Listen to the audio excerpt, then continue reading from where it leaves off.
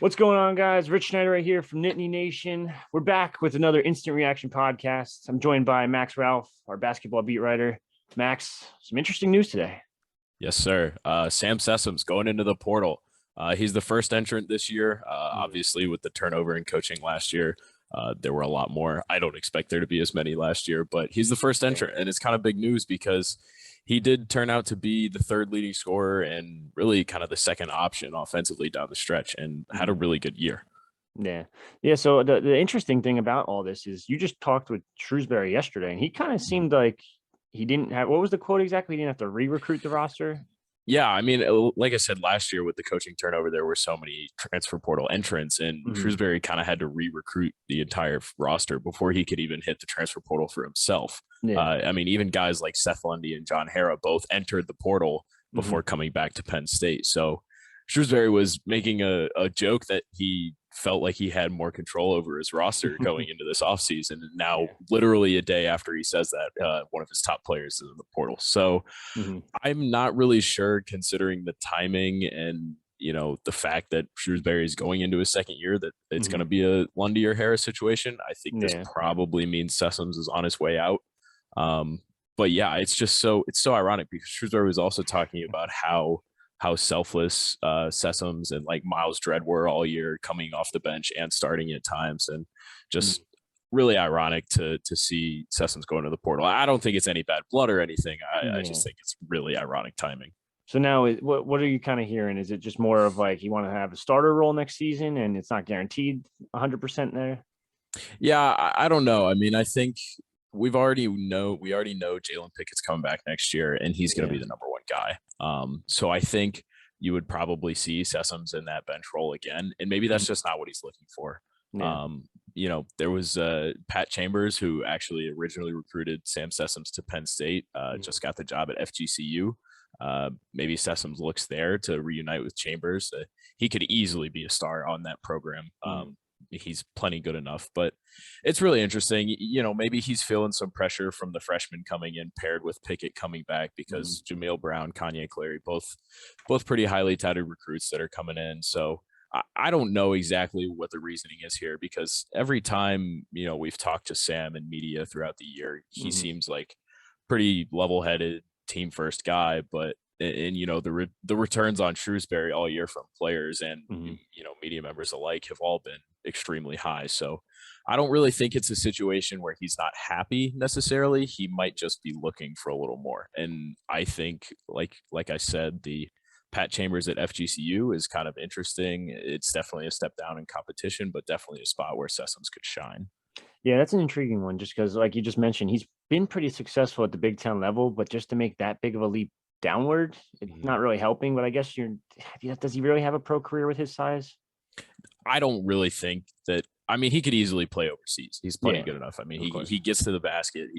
He really succeeded in the Big Ten. He was great Hmm. in the Big Ten tournament, but Yeah. at that size, and I just really don't know if it's in the cards for him. He's Hmm. also a little bit loose with the ball at times, and he got a lot better defensively this year. But I just don't know if that's exactly in the cards for him to go, NBA level, or even G League. But I don't know. Maybe Yeah. I don't know exactly what his thought process is here, but Hmm. if he's looking for starting minutes, and maybe not even starting minutes, because he got those minutes this year, but just for like to be the guy at a program, he might be Yeah. looking to take a step down.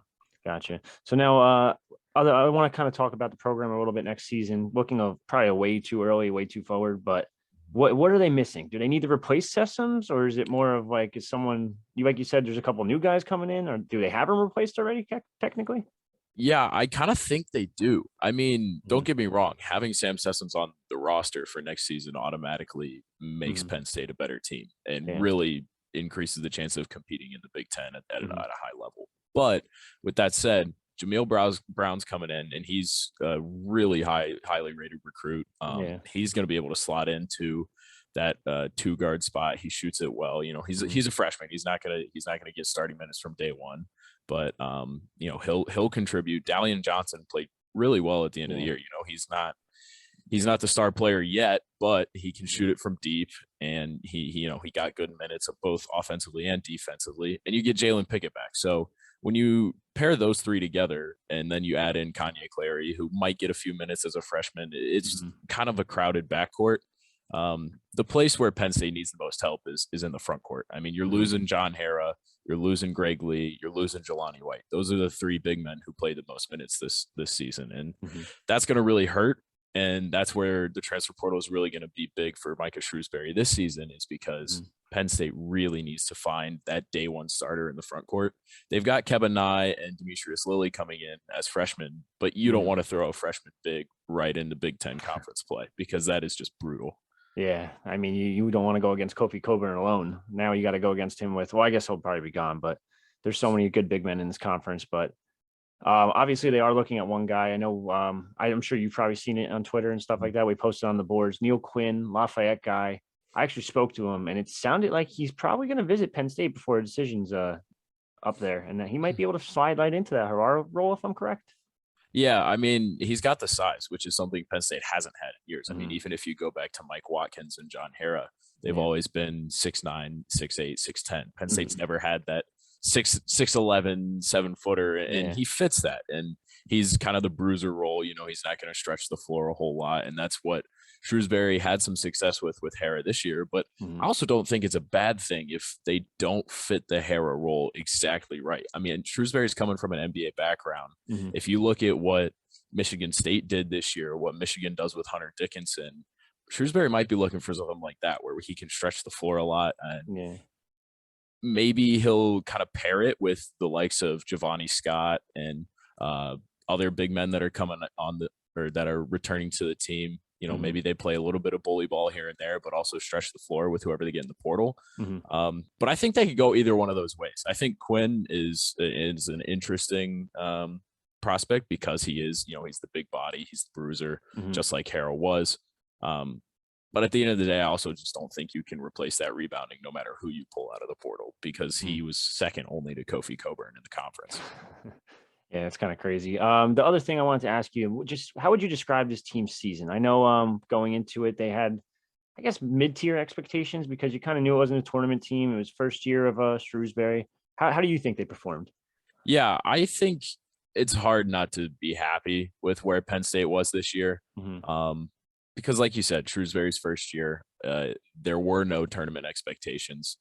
Maybe if a few of those guys hadn't transferred away, there were tournament expectations, but the roster was depleted. I mean, Shrewsbury brought in 9 new guys in the offseason, and for them to be able to compete at a pretty high level is honestly impressive. And I think it says a lot about Shrewsbury as a coach.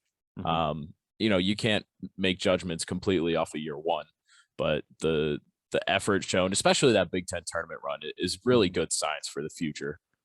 Because now he's getting a chance to get his own recruits in.